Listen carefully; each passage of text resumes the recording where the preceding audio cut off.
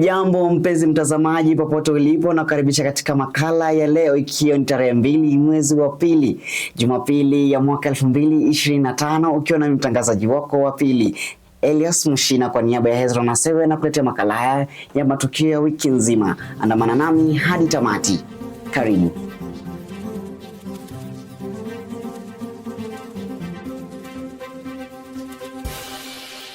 Naam, karibu.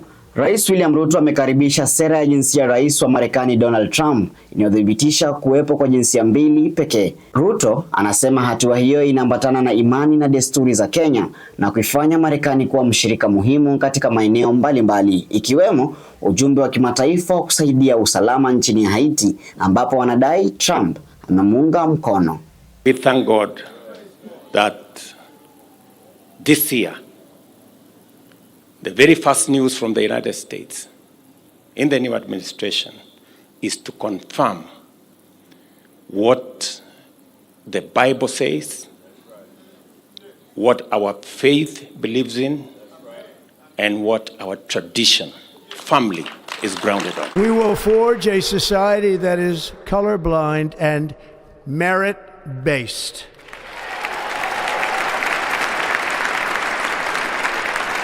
As of today, it will henceforth be the official policy of the United States government that there are only two genders, male and female. And we are very proud that, contrary to what has been happening in the past, this year we got some very welcome development in the United States. As a leading democracy, we have gotten to understand that the policy direction of the United States supports what we believe in, that boys must remain boys, and men must remain men, and women must remain women, and girls must remain girls. The United States is a blessing to our nation. We work together in many aspects. I was requested by the President of the United States last year to provide Kenya's security diplomacy that is also legendary and known, to support Haiti. And I'm very proud that even President Trump, with the new administration, supports Kenya's mission in Haiti to help the men, women, children of that nation to experience peace and stability, and so that they too can do what other nations do. Naibu Rais wa zamani Rigathi Gachagua, kiongozi wa chama cha Wiper Kalonzo Musyoka, kiongozi wa DAP-K Eugene Wamalwa, kiongozi wa chama cha NARC Kenya Martha Karua, kiongozi wa PNU Peter Munya, na mwakilishi wa Jubilee Jeremiah Kioni na waziri wa usalama wa ndani wa zamani Dr. Fred Matiang'i wameapa kuunda muungano mpya ambao utawania nafasi ya urais katika uchaguzi wa mwaka 2027.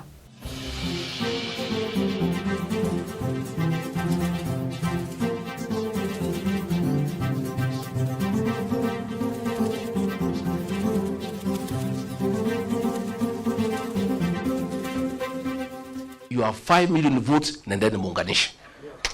Stephen Kalonzo Musyoka pale Lower Eastern 4 million, nenda unganishe. Mimi pale sasa ilikuwa 6, nataka nisukume mpaka 8. Sasa Matiang'i waende wasukume pale 2 million. Sasa tukifikisha 15 tuketi. I believe we are all together. Let's not leave out anybody. This is the matter, because then you will give opportunity to Zakayo kuanza kusema wamegawanyika even before they began. President William Ruto could not agree me to stay in government because I could not agree to corruption. The State House of Nairobi is the real center of corrupt activities. This time, we cannot afford, in my view, to allow these people any space to manipulate, to steal, to mess up with 2027. Kama huyu mtu ametuumiza namna hii first term, kwa bahati mbaya akirudi second term, tutakuwa tunavaa vinyasa. Sasa nyinyi tafuta marafiki, mtafute formula. Na hatutaki kujua ni nani. Mkuje mtuambie formula ni? So we shall be selfless. Jina ya chama cha Gachagua mtajua hivi karibuni, na jina la muungano wetu mpya. There will be a special day for consultations and for unveiling. He is very bitter, extremely angry, very irritable, that for a whole 6 days he's just abusing me in Western Kenya. Rigathi Gachagua is not a road in Webuye. He is not a hospital in Vihiga. He is not a water pan in Kakamega. He became intolerant. He became dictatorial. And the government that he leads is a one-man show. I can tell you today. All those ministers you see there, they are flower girls. I was the only man in that cabinet who could stand up and tell him, hey boss, no, this can't work. Aliyekuwa naibu rais Rigathi Gachagua anadai kuna njama ya kumng'atua mamlakani jaji mkuu Martha Koome na majaji wa mahakama ya juu. Gachagua amedokeza kuwa Rais Ruto ana njama ya kuwateua majaji wa mahakama ya juu watakaoshawishika kwa uraisi, hasa kuhusiana na uchaguzi mkuu wa mwaka 2027. Gachagua amekashifu serikali kwa kile alichokitaja kama njama ya kuhakikisha wakazi wa eneo hilo hawaungani kabla ya uchaguzi ujao. We have seen a scheme to remove Justice Martha Koome from office as Chief Justice and President of the Supreme Court. There is even a bigger scheme to dismantle the Supreme Court ahead of the 2027 elections. A budget has been set aside through the National Intelligence Service, and all those petitions you are seeing against Justice Martha Koome, against judges of the Supreme Court, is the machinations of the state, because they would like to put a Supreme Court, a bench that is amiable to what those in power want. Sisi tumesimama na Martha Koome, na hii maneno ya kumnyang'anya askari na nini ni kumuzia uoga so that she can resign. I want to ask my sister, Lady Justice Martha Koome, don't be intimidated. Parliament has been captured. The opposition has been neutered. If now they capture the judiciary through the removal of Martha Koome and the Supreme Court judges, this country will slip into a dictatorship. Serikali ilipoingia tunaona imeanza kututenganisha hapa Mount Kenya. Lakini ikienda kule kwingine nawaambia sasa wafanye nini?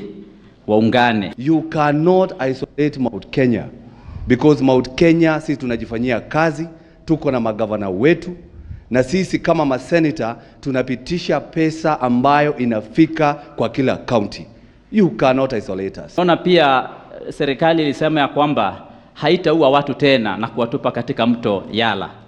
Lakini tumeona sasa watoto wetu wanachukuliwa, wanauliwa kwa kuwa na msimamo tofauti na serikali. Education imeharibika, tunasema SHA haifanyi, tunasema watoto wetu waache kuwa abducted, na tunasema hii serikali haitaona term 2 itaanguka 2027. Tumeshuhudia Rais Ruto na serikali yake wakiteka vijana wetu nyara na kuwaua.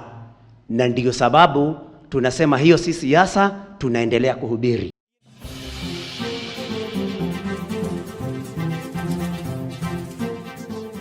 Katika masuala ya elimu ni kwamba Wizara ya Elimu imetaja wasiwasi kuhusu kucheleweshwa kwa mgao wa shule za msingi, swala ambalo limesababisha kuchanganyikiwa kwa miongoni mwa wakuu wa shule. Akizungumza katika shule ya Moi Forces wakati wa uzinduzi wa madarasa 6 ya gredi ya 9, Belio Kipsang amedhibitisha kuwa serikali tayari imetoa shilingi 35.3 bilioni kwa shule za upili ili kuhakikisha shughuli laini na ujifunzaji bora unaendelea. I want to assure all of us by March We shall have done 18,000 classrooms as Ministry of Education. We expect CDF to have done 6,800 classrooms, which will bring us to 24,000 classrooms. We have finished the level of PP1 and PP2 in our ECDs. We have done grade 1 to grade 6 in our primary schools. And we have now completed the cycle of junior school from grade 7 to grade 9.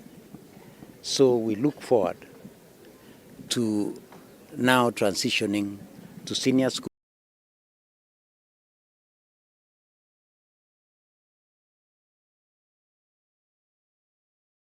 Sasa tuende Mombasa ambapo mzee Titus Ngoyo Gredi kutoka Moyeye Malindi kaunti ya Kilifi ameelezea mahakama ya Shanzu mjini Mombasa jinsi watu 6 wa familia yake waliangamia katika msitu wa Shakahola. Gredi alitoa ushahidi wake katika kesi ya mauaji ya watu 429 dhidi ya mhubiri Paul Mackenzie na wafuasi wake.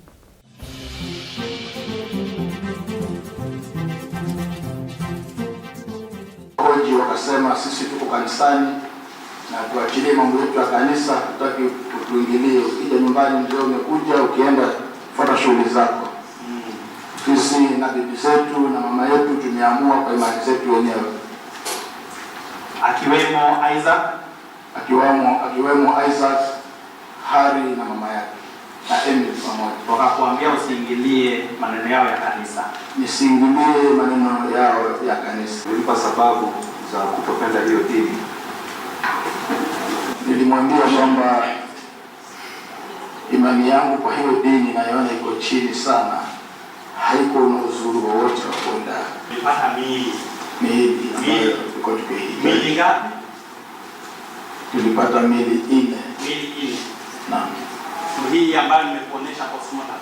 Hiyo ndio imenionyesha kwa postmortem. Baada ya wale wengine kufa walipozikwa, huyo pia naye alioshwa, kapikwa sanda, kibebwa na nyanyake akisubiri kufa mkononi kwa nyanyake azikwe. Nyanyake akiwa nani? Nyanyake akiwa Esther Biria Masha. Ambaye ni bibi yangu. Ambaye ni bibi yangu. Yeah. Yona the MFI in respect of Seth, Seth Inzano Ngala.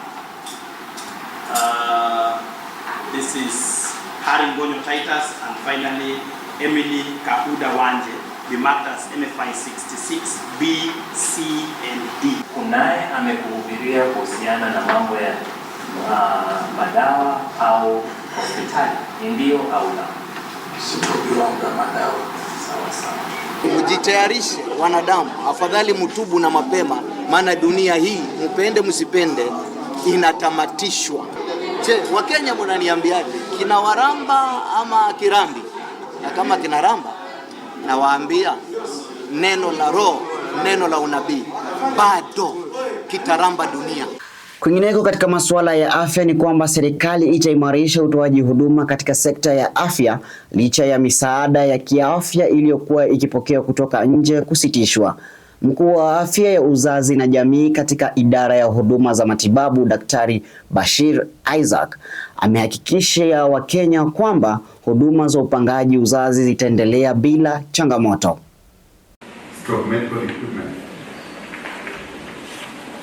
This area is an area that has been neglected. They need not to worry because, as I mentioned, we are going to sit down with the Treasury and make sure that we continue funding support to those patients who are receiving ARVs, those patients who are on malaria treatment. The nets we must continue distributing the nets. So it's just a question of now changing or adding additional resources through the National Treasury as opposed to where we're relying on the development partners. Yeah. We take note of that, and our teams are already working on the impact of that order to our healthcare system, and that we'll be able to come up with an assessment of how much then we need to invest, to put into the healthcare system in our supplementary budget and in our subsequent budgets that will be coming. So that is just a notice to us. I can call it a notice to us that we start looking at our budget and funding to these very crucial sectors, especially the HIV and TB, malaria, which are three common, very, very dangerous diseases that we are facing in the country, and we need to invest heavily. Katika masuala mengine ni kwamba kurejeshwa kwa tume ya uchaguzi IEBC kumeanza kufuatia utetezi rasmi wa jopo la uteuzi wa IEBC na kuapishwa na Jaji Mkuu Martha Koome.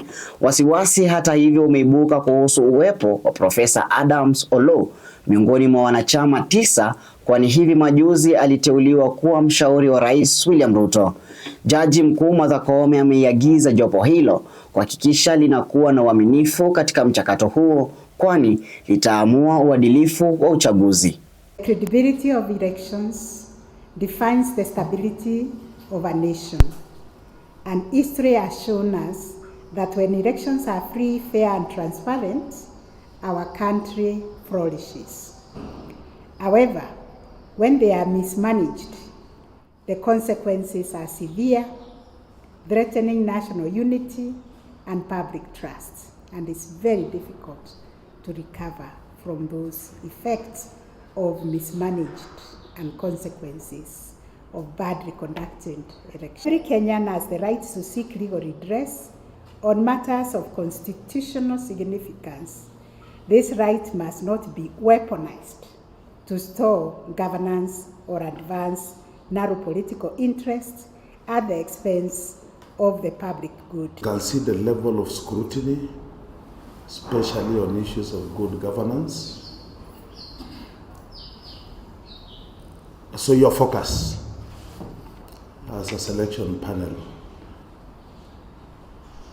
it should be of the highest possible standards. But collegiality is the way forward for it.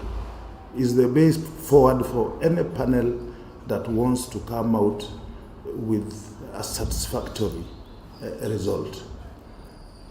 So it means we have to put the country first as we engage in this exercise. Your role in constituting for Kenyans an IEBC is foundational to the strength of our democracy, because the credibility of elections define the stability of our nation, and the history that we have gone through since independence has shown us when elections are free, fair and transparent, the IEBC is not just another constitutional commission or a government agency. It is the custodian of our electoral integrity, and its composition must reflect the highest standards of professionalism and credibility. As you all know, for the past 2 years, Kenya has endured an unacceptable situation, an electoral commission without commissioners. Rais mstaafu Uhuru Kenyatta amekosoa viongozi wa Afrika kwa kulalamikia kustawishwa kwa msaada wa afya wa Marekani chini ya utawala wa Rais Donald Trump. Uhuru amehimiza Kenya na mataifa mengine ya Kiafrika kutafuta vyanzo mbadala vya ufadhili wa miradi muhimu badala ya kutegemea misaada ya kigeni. Akizungumza katika kongamano la usalama wa afya wa Afrika Mashariki lililofanyika Mombasa, Uhuru aliangazia umuhimu wa Afrika kuwekeza katika utengenezaji wa chanjo badala ya kupoteza rasilimali muhimu katika migogoro na vita. People the other day crying, oh, I don't know, Trump has removed money. He said he's not giving us any more money. Watu wanalia. Why are you crying? It's not your government, it's not your country. He has no reason to give you anything. I mean, you don't pay taxes in America. He is appealing to his people. Shauri yenu bwana. This is a wake-up call for you to say, okay, what are we going to do to help ourselves? Instead of crying. And also as Africans, not to wait for others to come to our rescue. So my friends, any future pandemic that comes, don't think anybody out there is going to come and look up. They'll look after themselves first. Then if there's any surplus, bas mutapatiwa ile mebaki. Funding for this has to come from ourselves. All across the Sahel, all across the continent, we have actually lost more people to bullets fired by Africans on Africans than we actually lost to the coronavirus. Katika taarifa za kimataifa ni kwamba mzozo wa kivita unaokumba Jamhuri ya Kidemokrasia ya Kongo huenda usipate suluhu baada ya rais wa taifa hilo kukosa kuhudhuria kikao cha dharura cha Jumuiya ya Afrika Mashariki. Rais William Ruto ambaye ni mwenyekiti wa jumuiya kwa sasa aliwaalika Rais Paul Kagame na Rais Tshisekedi kwa mkutano ili kujaribu kupata mwafaka wa kusitisha mapigano baina ya waasi wa M23 na wanajeshi wa serikali huko Goma. 2 days on Monday and today this morning I spoke with the President of South Africa, who sought me out to speak with me on this matter because of their involvement in Eastern Congo. And he's also there pretending to be playing a peacemaker role. And he has a force that has been fighting alongside FDLR and has been fighting the M23 on the instructions of Tshisekedi, because these are people who are not supposed to be in Congo, that these are from Rwanda, or the M23 are not Rwandans, please. These are Congolese, and one time he accepts it, then another time he says no, part of it is yes, and then the other part is from Rwanda, and these are He keeps on going. And how do we, leaders of our own countries, accept this to go on forever and just accept that we shall be manipulated by Tshisekedi or whoever is supporting him? And South Africa dares even issue threats about what is likely to happen after that, and so on and so forth. Of course, we will see what threats they are talking about. Maybe they should have done that exactly for which they have been issuing threats. They should have done it to clean up the mess in Eastern Congo, or to fight back those who have been trying to clean up the mess. Na mpenzi mtazamaji, nimefika kikomo katika taarifa za leo. Shukrani za dhati kwa wote waliofanikisha taarifa za leo, na pia kwa wewe mtazamaji kwa kuitazama runinga uipendayo ya Younib TV. Hadi hapo sina la ziada, ila nakuachia vipindi vyetu bomba viendelee kukuburudisha na kukuelimisha. Jina langu ni Elias Muchina, na kutakia usiku mwanana.